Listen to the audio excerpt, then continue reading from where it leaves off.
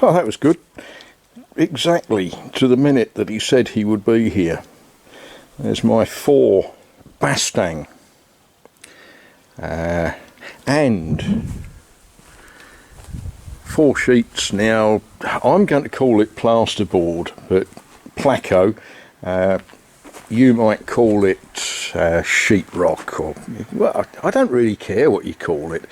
What I would like you all to do is to stop what you're doing, stop watching TikTok or whatever, get down here and help me get these boards up.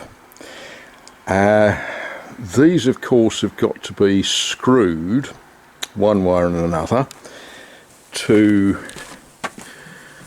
those, but I guess before we screw the sheetrock to those Bastang joists, call them what you will, they've got to be cut to length, and then they've got to be shoved up and posted through that window. Yeah, that window needs cleaning, doesn't it?